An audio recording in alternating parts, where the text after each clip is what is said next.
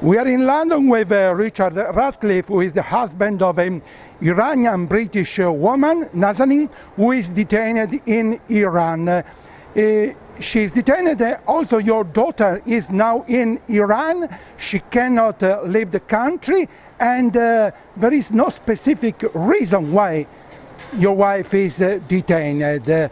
Now, what's the situation? What's the update of this story?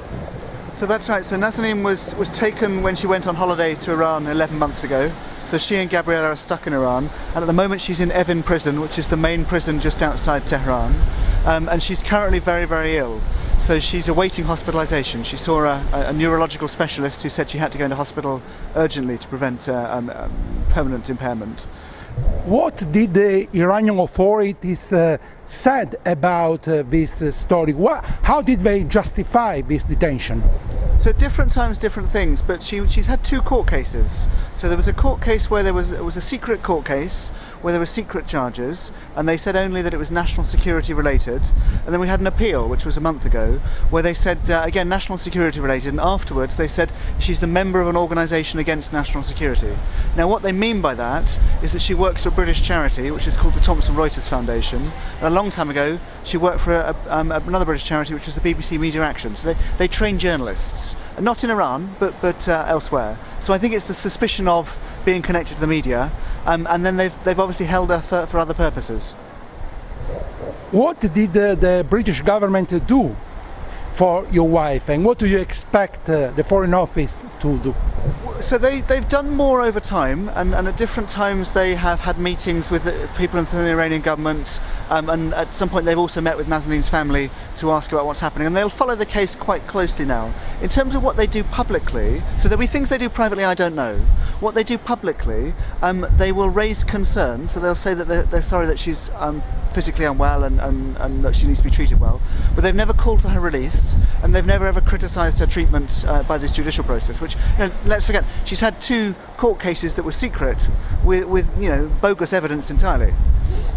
But there is a growing mobilization in London, especially in the part of London where you live. Remember that there was a recent demonstration also in front of the Foreign Office. Many women are demonstrating. They said Nazanin is one of us. That's right. So the Hampstead Mothers organised a big march that went through Trafalgar Square and ended up in front of the Foreign Office, and that was exactly right. They were saying that Nazanin is one of us, and Boris should bring her home. We also had last week at Trafalgar Square, the mayor had a screening of an Iranian film, and Amnesty organised a demonstration calling on the mayor to call out and speak for her release. So different things are happening. We have a petition online where we have now almost 880,000 people have signed it. So an awful lot of people. So that care and that support is really helpful, really good for keeping us going and keeping us strong. Do you think that Muslim ban, the Trump's ban, could worsen this situation, the climate of this case, or not? Well, I mean, my honest view personally is that yes, I think as the world gets more volatile and as there's more sort of arbitrary punishment, and whether that's arbitrary punishment of people not being able to go to America to see their family, or arbitrary punishment of people in Iran being taken, and they're not the same, but they're both bad.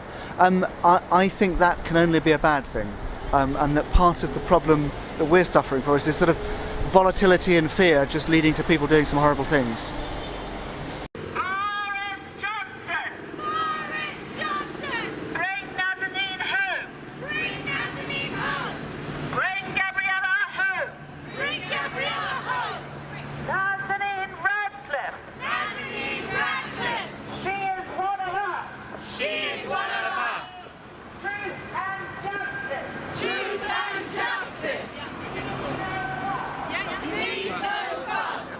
Did you hear your wife on phone? Yes, so Nazanin is now allowed to telephone me once a month. So I spoke to Nazanin about 2 weeks ago, was the first time, and she just cried all the time. Because it's been so long since we speak, there's sort of a build-up of emotions, and she just pleaded, please, I feel like I'm at the end of the world, and please just bring me home.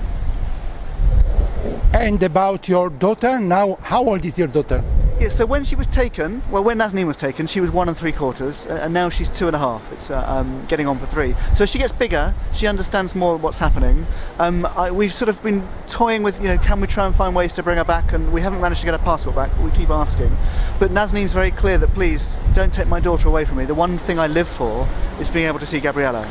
So the daughter is with the mother or not? Not she's with her grandparents. So she's able to visit once a week at the moment. There's a promise of it going to be twice a week. So that's very precious that then they have that hour together. And the one thing that Nazanin looks forward to is to see Gabriella. Are you afraid that the baby could be taken from the family? No, I'm not afraid of that. I think at the beginning we were, but after this amount of time, that I don't think that's a real risk. Obviously, if things get very dangerous, then we have to keep a close eye on what will happen. But I think more the problems are that because she's been so separate from her parents, then obviously psychologically that has an effect. Linguistically, she now speaks Farsi.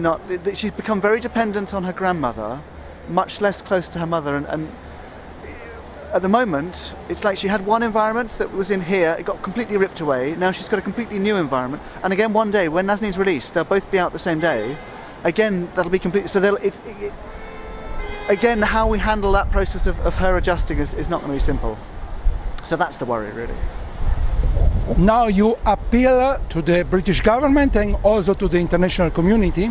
Yeah, so we've taken a petition to the United Nations. There's what they call the Working Group on Arbitrary Detention. So we took a case there and we won. So the UN now does things because we won that case.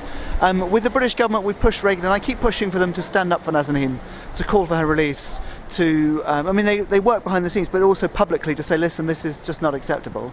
And I have kept trying to meet with the Iranian government to discuss with them what's happening with my wife.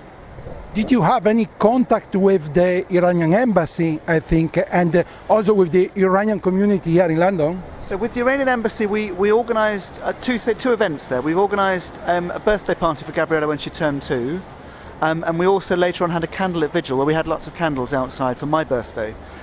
In both cases, they wouldn't open the door, so we didn't manage to meet anyone from the embassy. I've never managed to meet anyone. We have tried a number of times. With the Iranian community, yeah, there will be many people who are very supportive of Nazanin because, it could happen to anyone that you just go there and take it on holiday. Well, lots of people have got family in Iran that they would want to visit, so it's been very, very scary for them.